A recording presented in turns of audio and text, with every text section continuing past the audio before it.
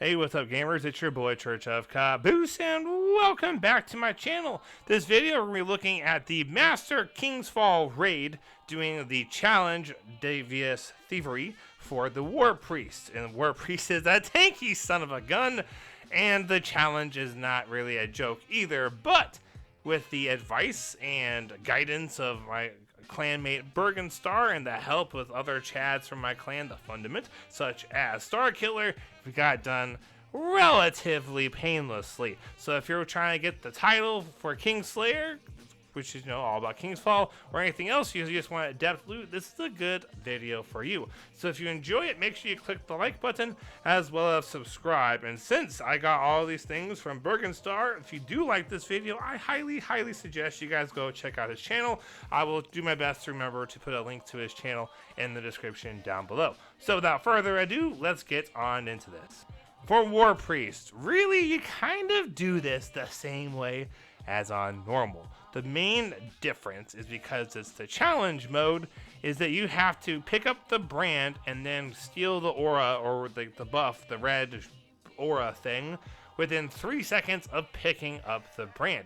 You can kill the knight whenever, but once you pick up the brand, that timer starts. Alright, so that's kind of the whole challenge, is you gotta be able to pick up that aura and pick up the brand and steal the aura within 3 seconds from picking up the brand. And that's where people get really stuck. Also, War Priest, he's a beefy dude. This guy definitely does leg day because he is thick. This guy takes lots and lots of damage, and you definitely are going to want Divinity, regardless of the controversy going on with it right now. You definitely will want to use Divinity. It's just going to make your life a lot easier. Other weapons to use are going to be things along the nature of basically linear fusion rifles that you would normally use. Now, some of the people that were running for the Knights and the Brand stopped using bait and switch because they said, hey, I don't have enough time with running to actually activate the thing and use it effectively, so I'm just going to use something with triple tap firing line. So if you just go with that, your great options are going to be the craftable Taipan, which anyone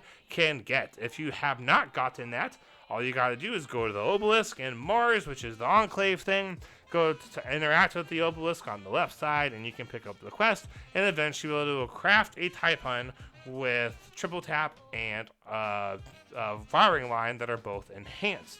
Right, so that's going to be pretty much the go-to that everybody can use. Other options, of course, would be Reed's Regret with triple tap firing line, and then Storm Chaser would work, but it's not going to be as good, at least not in my opinion, as anything with Vice Stinger. The reason Taipon and Reed's Regret tends to be the best among all the options, except for maybe Cataclysmic if you've got time to do bait and switch, it's going to be that Vice Stinger, which loads in ammo, so you take a bunch of shots at triple tap and just randomly will load your magazine, and sometimes you can shoot off 20 shots without having to do a single reload, and that stuff is fire. So there's going to be some weapons. On character loadouts, it's really helpful to have at least 2 Warlocks, because there's lots of incoming damage when you're shooting stuff at the War Priest, to blow his head off. There's lots of incoming damage from War Priest, and you're kind of standing still and pretty much out in the open, so being able to have wells is pretty much necessary. I suppose if you're trying to do all Titans, you could use the Banner Shield, but I would say don't worry about trying to do all Void and all Titans or whatever if you're doing War Priest Challenge on Master difficulty. Save that for just not worrying and just running through the encounter. So those are going to be your weapons and loadouts that will help. Well, as you could of course have the Warlock, she'd be doing Starfire Protocol with Ashes to Assets. It is a solar mod that goes on the helmet. It gives you super energy based off of grenade kills, right? I mean, you're running Starfire Phoenix Protocol. Our Starfire Protocol, the one where you get fusion grenades, you get 2 of them instead of 1, and you get more of them when you're in a well or in an empowering rift. That's the exotic you want to use as a Warlock, and then the mod would be Ashes to Assets. For Titans, run pretty much whatever. I like Lorelei, it helps to stay alive. I just really enjoy Solar Titan. I like Titans, and so that's just what I did. But I could totally see using Storm Grenades on Arc and Armentarium, or in Helm of the Endless Light or whatever, the chest piece that gives you more abilities. That'd be pretty good as well. And I guess you couldn't really go wrong with Weapons of Light, but there's different things with stacks and buffs and what stacks and what doesn't stack, and so your best bet is going to be either Lorelei Titan or doing the storm grenades with arc. Then for hunters, of course, you can do golden gun. That's what they were suggesting. You know, maybe do celestial with golden gun, or star eaters with golden guns, another one that I've heard a lot about. Or I suppose you could do that arc one. But the main thing is going to be all these kills from these linear fusion rifles. So that's like the weapons and how to do DPS. Now, what I would suggest, and I guess realistically what Bergen told us to do, and that I am relaying to all of you, so thank you, Bergen, is going to be how we do the transferring the aura around within the time. Right, the hardest one is going to be when the knight is on left. But first, there is a way to know who's going to have what knight first. When you're reading the totems, right, the first one that steps on is going to be the one that gets the knight first. So say, for example, the one in the middle hops on middle. They see that, hey, it's on left, so left's going to start it. They hop off. Left gets on. Left is going to be where the first knight goes. So that will help you out to know with who's going to be doing the knights first. All right, so that's kind of step one. Or you can cheese it and have, once the little sound happens and the middle plate is glowing, one person stands on the plate on the left, one person stands on the plate on the right. The one in the middle just gets on, gets off, gets on. Some person will randomly get it, and then you just go from there. When the aura knight thing, the brand stealing, is on left, that's probably the trickiest. What Bergen told us to do that seemed to work pretty well is to, instead of trying to have the guy on left run and just get all the way across where you're all doing damage within the 3 seconds, is you want to know, like, hey, the left knight is the one that's up. I need the aura. When you get down to something like 8 seconds as the person with the current aura active, run your happy butt as far and as close as you can get to the guy that's getting the brand stealer on the left side. That will really help to close down the gap, and you don't lose a ton of time. I would have thought that you would lose too much time for DPS where you wouldn't be able to pull it off, but that is not the case because he beat it, and that is what happened.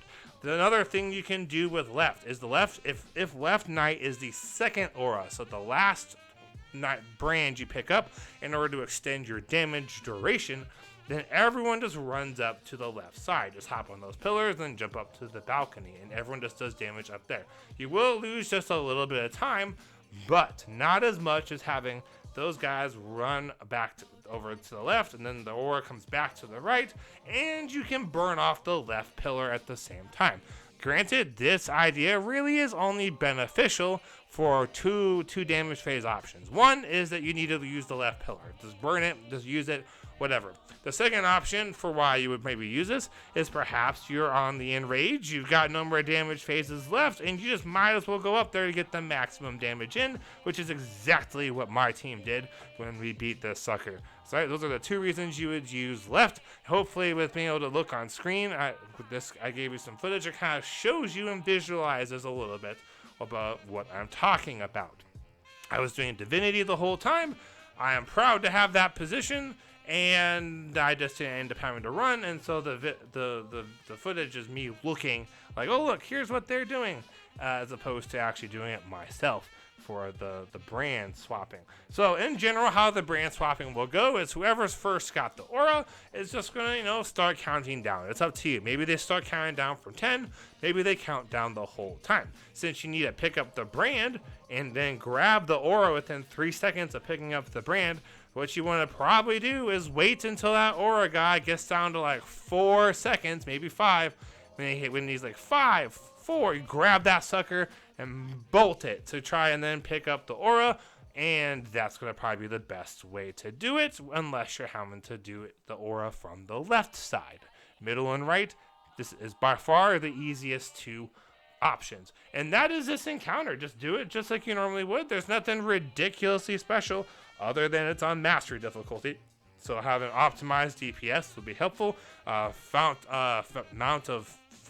of Might is a pretty good mod that helps boost some damage. If you're not having a hard time with survivability, you could run a stasis subclass if you're not on Warlock. But otherwise, it's just like the same as normal. It's just you gotta do the brand, and then on Master, there's like extra chunks of health. You just do a little bit less damage. Ideally, you want your whole fire team to be a power of 1590 or higher, because the higher power you are at, the more damage you will do. And since it's a master raid, and with how raids are currently set up, there's not a power limit. It's like day 1 of King's Fall, everyone's capped at 20 power below whatever the encounter is. But for whatever reason, Master is not that way. It's just set at 1600 power, and whatever power you are at is what you are at. So if you're at 1600, great, you're at power, you'll do fantastically. If you are a little under 1600, will just be harder for you the farther you have between your power and 1600. Alright, y'all, that is this video. Thank you guys all so much for watching. I really appreciate it. Really big thank you to my clan, the Fundament, for helping me out. I spent hours on reset trying when I got back from school, trying to beat this thing with Xbox LFG. It was going nowhere. It was just really frustrating. And I was like, hey, if anyone's beating this thing, I know someone has. What tips do you got? And they ended up being like, hey, man, run with us. And they're trying to help a bunch of people out within their Discord server. So if you want to check them out, the Fundament Clan, our group out on Twitter, they got a Twitter page. And they have links for the Discord, because there's an LFG Discord. And then within that, we have like a clan-only little channel chat section. But most stuff happens within the entire Discord called the Lighthouse. So it's kind of like an LFG Discord that's hosted by a clan, if that makes sense. So if you would like to be in a group such as the Fundament, you could join the Discord and just look and see what requirements there are. There are some things, I wouldn't say it's super duper hefty.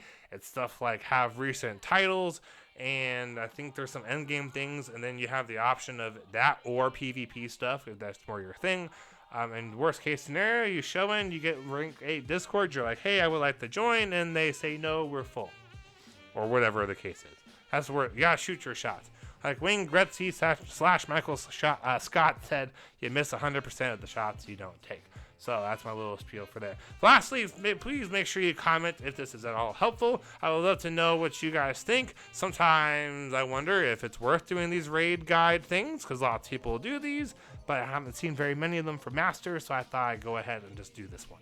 Alright, and again, check out Star. He did this first. He has like a 3.5-minute video. So if you're like, oh my gosh, Church of Caboose talks way too much, well then, check out Star, because he's a lot shorter than I am as far as how he talks goes. So thank you guys all so much for watching. I am Church of Caboose. Have a great week, and happy grinding, y'all.